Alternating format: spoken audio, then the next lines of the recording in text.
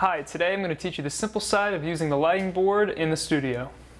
We're going to start by turning on the board. Now that our board is on, there's a couple things you need to know. So the first thing you want to do is turn your Grandmaster all the way up. This switch controls the fading and power to every single light on the system. Now with your Grandmaster up, you can start playing with the lights on the board. So there's two different lights on this system. We have Fresnels and Fluorescents. Now the Fresnels are powered strictly by this board. The Fluorescents, on the other hand, are powered by a separate XLR DMX system on the computer here. We'll get to that later.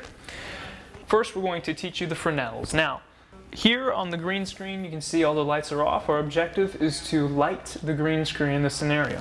So first thing we're going to do is we're going to find our number that our lights are plugged into on the board here. These lights that we're wanting to power up first are 45 and 46 on the system. So we find these on our board and we power them on. If you notice, they don't just fade in, they power straight on. There's no fading, they just turn off and on.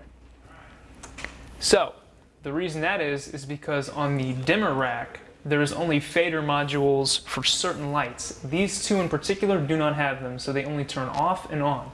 Now, two lights that do have them are the accompanying lights to the right here, which on our number here is 21 and 23. So, as you see, as I slowly power them on, they fade into the on position. So we can control our lights very precisely. So, now that we have all our Fresnels powered on the back of our green screen, we're going to want our DMX Fluorescents to be powered on. Now this is a different system powered by the computer, ran through DMXs. It's a little more complicated, especially when paired with this standard lighting board. So, the first thing we want to do is to find our fluorescents on the screen here. It's fluorescents are numbered 28 through 29.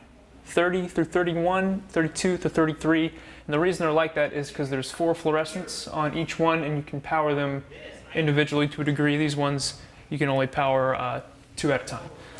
So instead of doing individual 4s, getting really precise with your fader, you can only do 2 at a time. So now, before we get to the computer to start powering up our fluorescents, we're going to want to give them power. So really you can think of this board as giving power, the on switch to our fluorescent lights if you want.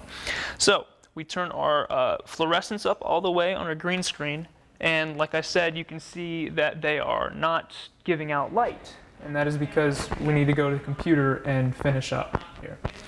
So on the computer, we find our lights numbered here, which is 28 through 29 would be the one on the left here. So if we turn 28 all the way up, you can see if we play with the dimmer, we can turn certain lights off and on. Now, we've also rigged up buttons on here that instantly turn all the lights off and on very easily. It's one of the benefits of using this DMX system. And all we have to do is to hit green full, turns on every single one of our lights, and as you can see, we have fully powered all the lights in the green screen studio over here. And hopefully I've now taught you how to use the lighting board, only the standard things. There are a lot more complicated things you can pull off with this lighting board, but hopefully I've taught you the basics, and now you have fully lit your green screen, and have a good day.